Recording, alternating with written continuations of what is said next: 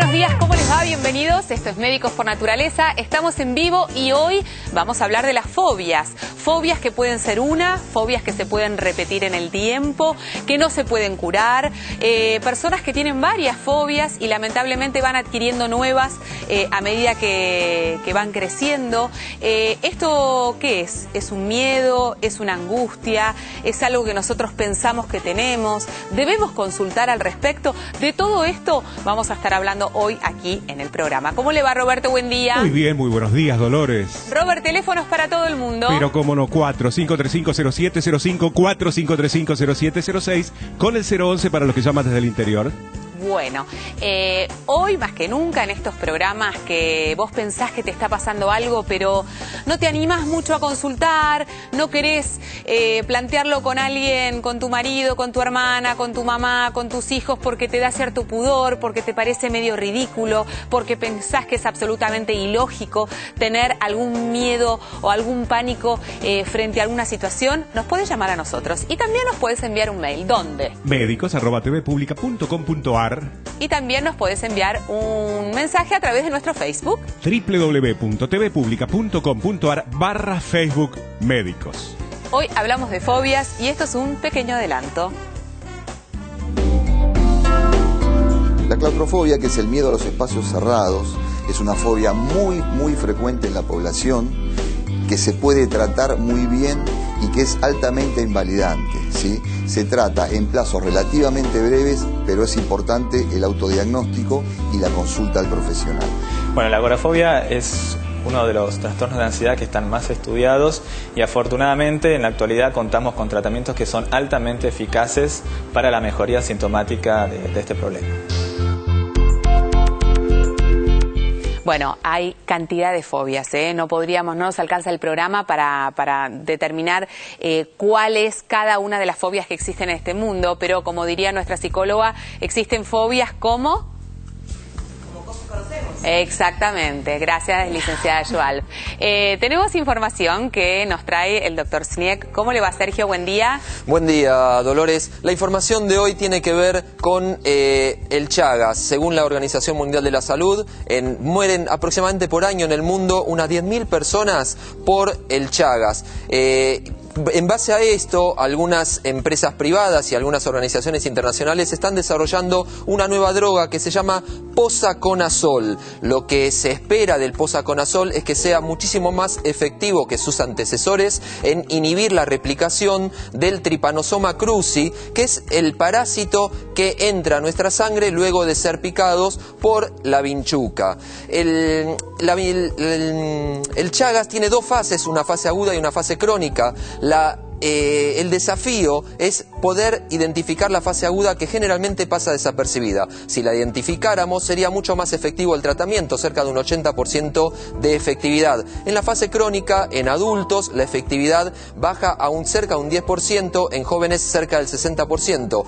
Está todavía en fase 2 de experimentación en 160 pacientes esta droga, en Argentina y en Brasil, y se espera que para el año 2013, si los resultados son prometedores, entre a la fase 3 y sea aprobada por los organismos internacionales. Hasta acá lo científico con respecto a esto. A partir de acá es una opinión personal, sumamente personal. El Chagas es por una bacteria, por un parásito que vive en la vinchuca. La vinchuca vive en el campo y encuentra en los recovecos de los ranchos y en los techos de paja lugar para vivir.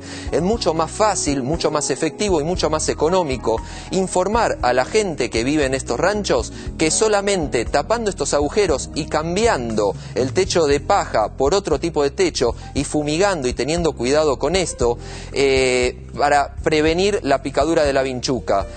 La vinchuca no elige vivir en el rancho si éste está en condiciones favorables desfavorables para que viva. Va a elegir vivir en el campo. Pero bueno, estos avances van en contra de algo que es sumamente fácil y sencillo de hacer. Y hay muchas cuestiones económicas también en juego en esto. Quería terminar parafraseando, si me permitís, a Ramón Carrillo. Frente al infortunio de los pueblos, frente al olvido y frente a la miseria, los bichos tipo bacterias y microorganismos como causas de enfermedad son unas pobres causas. Dicho todo esto, se están contagiando. Hasta ahora era la doctora Casi que para pararla había que tirarle una cámara por la cabeza. Ahora es el doctor Snieg también. ¿Qué le pasa? Hoy era una oportunidad para decir esto de la lechuga que yo no podía. De repente, por Dios, qué pesadilla que son todos. Pedí permiso para hacerlo. No a mí. No a mí. Bueno, hoy hablamos de fobia y estoy adquiriendo fobia a la gente que habla tanto, entre las cuales estoy incluida, obviamente, para antes que lo digan allí detrás de cámara en el control.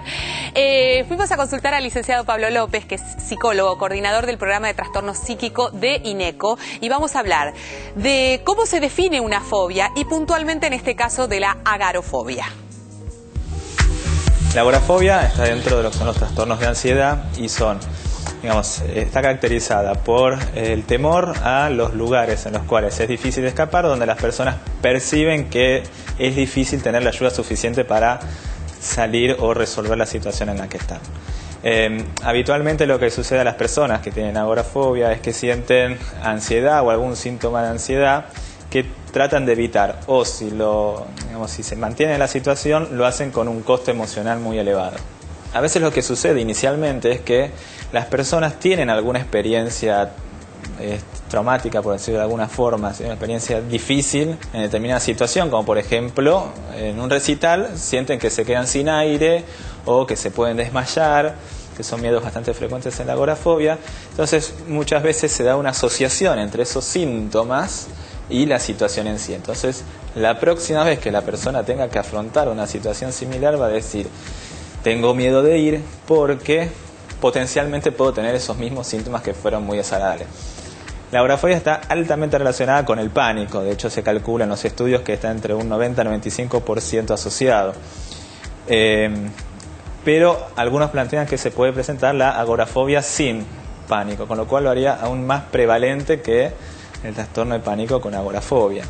El tratamiento que es de primera elección para la agorafobia y para el trastorno de pánico es la terapia cognitivo-conductual, que es uno de los tratamientos que más estudios tiene y además uno de los que mayores tasas de efectividad presentaron dentro de lo que son los trastornos los tratamientos en salud mental.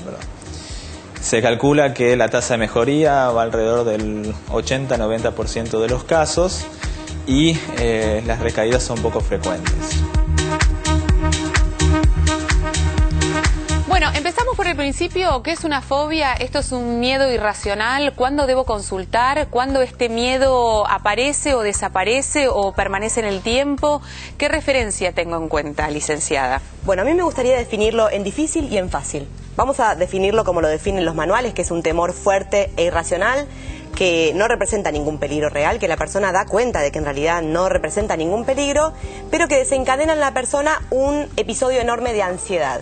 Sí. Esta sería la manera en que se define y en donde la persona desencadena un montón de mecanismos para evitar aquel objeto o esa situación que teme frente a esa cosa o persona o situación en presencia o anticipadamente cuando piensa en esto. Y hay todo un cuadro que se desencadena a nivel físico de reacción de ansiedad frente a este objeto. Ahora me gustaría ir un poquito más profundo. Que no se puede manejar. Que no se puede manejar, que la persona concretamente da cuenta de que es ilógico, que es absurdo, que es irracional, que nadie le puede tener tanto miedo a una cucaracha, pero entiende de que no lo puede dominar. Exacto. Ahora, vamos un poquito más profundo a qué es la fobia verdaderamente y cómo consulta un fóbico. ¿Cómo me llama a mí una persona que tiene fobia a pedirme una consulta y cuándo me llama? Pensemos que en algún momento yo lo había comentado, pero me gustaría poder refrescarlo, en cuanto a una piedrita que se tira en el lago. Esta piedrita es el motivo original, mi trauma, el problema que yo he tenido. Cae en la laguna de mi inconsciente. Yo no tengo más idea de esa piedrita, pero aparecen en la superficie círculos concéntricos que representan de alguna manera aquello que se ha escondido, que es mi motivo reprimido, de lo cual no tengo noticia, pero el afecto, la angustia asociada a esa piedrita se va asociando a otras cosas, círculos inofensivos, que en realidad no me dicen si la piedrita es grande, si es chica, si hay relación o no hay relación. Y nuestro mecanismo psíquico es manifestar una gran defensa como para que yo cada vez esté más despistada de aquella piedrita y vea cada vez más cosas chiquititas que me generan una gran angustia y yo no entiendo qué relación tiene. Con lo cual me estás queriendo decir que el único tratamiento válido para la fobia es ir realmente al centro de la cuestión e investigar y averiguar cuál es esa piedrita que cayó en el medio de nuestro inconsciente y nos está provocando esta refracción en la vida. Es una manifestación defensiva frente a una gran angustia. Exacto. Que no puedo en realidad contactar porque si no siento que me desequilibro. Yo te puedo decir que hay variedad de pacientes, te puedo decir que hay variedad de tratamientos, te puedo decir cómo trabajo yo también sin desprestigiar a nadie, pero yo sé perfectamente que cuando el fóbico me llama, muchas veces te llama pidiendo una cura instantánea, porque también tiene miedo al tratamiento, porque también ve al terapeuta como una figura amenazante, porque también tiene vergüenza lo que le pasa, porque dice, no puedo creer lo que me sucede, no puedo creer que estoy paralizada y no puedo entrar al subte. Ahora, te hago una pregunta. ¿Hay distintos niveles de fobia? Porque si yo les preguntaría a todos ustedes, Sergio, ¿vos tenés una fobia? ¿Vos tenés una fobia? Seguramente sí. No yo también tengo una pero fobia. Entonces digo, ¿hay distintos niveles de fobia como para categorizar y para poder ayudar a la persona? Digo, tengo fobia a las arañas, suponte, tengo fobia a las cucarachas.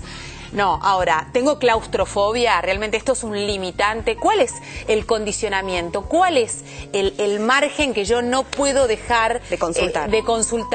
Esto que me dice no. Una cosa es tenerle mucho asco a la cucaracha y mirar para otro lado, y otra cosa es no poder salir de mi casa porque tengo miedo de salir de mi casa. En realidad miedos tenemos todos, miedos profundos también tenemos todos. Ahora, ¿qué pasa cuando este miedo profundo empieza a hacer círculos cada vez más amplios y en donde no solamente le tengo miedo a las arañas y tengo una casa protegida, limpia, con insecticidas, y en realidad no voy mucho al campo, lo puedo evitar? Una fobia evitable, una fobia convivible, una fobia en donde si todos los que me rodean yo les he enseñado a que ayudan y que me ayudan de alguna manera, claro, y cooperan y hacen que yo me vuelva más dependiente de esto, entonces esto es convivible. Ahora, ¿me preguntás cuál es el curso natural del desarrollo de una fobia? Bueno, una fobia por lo general se vuelve crónica y un carácter fóbico se instaura. Y entonces el miedo a la araña se convierte en el miedo al campo y el miedo al campo se convierte en el miedo a la calle. Esto es lo que llamamos el parapetofóbico. Cuando las personas que no consultan pierden la información de que las fobias realmente tienen una posibilidad de remisión muy grande cuando son tratadas, están perdiendo una gran oportunidad, porque una fobia que se instaura en el tiempo y se va volviendo crónica y se amplía, va deteriorando la vida de relación, la vida familiar, la vida laboral, hasta que puede complicarse y llegar a transformarse en una agorafobia, que no es solamente un temor a los espacios abiertos, sino es un temor total al desamparo y a la depresión. Claro. Porque esta persona empieza a sentirse muy mal consigo misma y a perder un montón de cosas, y el miedo domina su vida. Esto tiene tratamiento, y tiene un tratamiento muy efectivo, muchos tratamientos. No porque yo fui a hacer un tratamiento y este no me sirvió, no voy más. Hay mucho que consultar, mucho que averiguar. Tenemos cada uno una forma diferente de personalidad. Por ahí a uno necesita un tratamiento de 2 días en donde le dicen, mira, charlando con un piloto se te va el miedo al avión. Yo no considero que esto sea viable. Hay momentos en la vida en donde se consulta una terapia corta y hay momentos en la vida en donde uno se pregunta, ¿qué me pasa? Una consulta. ¿Siempre tengo que consultar frente a todo tipo de fobias? No. Pequeña, chiquitita, inhabilitante, no. Para saber no por qué sé. me río. No. Me río porque esta pregunta es en sí fóbica. Siempre. Bueno, porque tendría que consultar. Tengo miedo. No sé, le tengo fobia a las ranas. Le tengo fobia. Desde que nací convivo con esa realidad. Es algo que inclusive te iba a preguntar. ¿Es hereditario? Mi madre tiene lo mismo, mi papá pseudo, mis hermanos lo mismo. No, digo, tengo que consultar creo que cuando se convierte en discapacitante y en limitante y te acota en los quehaceres. No sé, le pregunto a la psicóloga. Si tu trabajo, tu supervivencia y la de tu familia dependen de que vos críes ranas, y habría que consultarlo, porque si no, no podrías. No. Pero si vos no hace falta. Acá hay distintas visiones. Claro, si vos no hace falta que estés nunca en contacto con las ranas, ¿por qué vas a consultar? Te digo por qué. Yo te digo por qué. Lo trabajo. De hecho, mi papá vive en el campo. No. Yo te voy a decir por qué consultar. Porque hoy se trata de un miedo a las ranas. Y esto probablemente sea el circulito más cercano a lo que te está pasando. ¿Para qué esperar al desequilibrio total. En verdad nunca está mal poder preguntarse, darse el espacio. Me da miedo, licenciada. Claro, pero no está mal preguntar en cuanto uno enseguida empieza a sentirse mal o tiene un medio pequeño, porque esto se amplía y en realidad nos suceden luego otras cosas que se añaden. Nosotros somos un círculo de relaciones en nuestra vida, un sistema de relaciones. No somos cosas aisladas. Uno no puede llamar y decir, llamo para resolver mi problema a las ranas y nada más. La rana probablemente tenga relación con muchas historias de tu vida y la de las personas que tienen miedos puntuales. Por supuesto, a consultar enseguida, no esperar a estar encerrados en casa y a estar totalmente invalidados. Pero estaríamos todos Cuidado que está consultando muy todo el tiempo. intensa ella. Exacto. Pero consulte. todos tenemos que consultar todo el tiempo. Todos no tienen fobias, todos normal. tienen miedos. Cuando una persona tiene fobia, por supuesto, tiene que consultar. Bueno, hoy hay, como verán, un gran debate. Ella está muy intensa, está casi feroz, diría yo, porque nos está, o sea, vamos todos de la mano, con Sergio, Andrea, nos vamos todos a consultar en un ratito nada más. Hablamos de las fobias, unas que, como decíamos recién, pueden parecer inocentes, otras que realmente se agravan en el tiempo, que nos perjudican enormemente, que nos inhabilitan y que en algunos casos llegan realmente a coartar totalmente la vida de una persona, y esto debe ser tratado obviamente. Hacemos una pausa y enseguida estamos hablando de las fobias desde otro espacio, hablando de otros tipos de fobias que también son muy comunes. Ya venimos. Hola, soy Natalia Lobo. Estoy aquí porque acepté la invitación de Médicos por Naturaleza para recordarles que el cáncer de mama es el más común entre las mujeres, pero es curable si se lo diagnostica a tiempo. Para eso es indispensable el control médico, la autoexploración periódica y la mamografía. Recuerda que con solo 2 minutos de autoexploración podés salvar toda tu vida.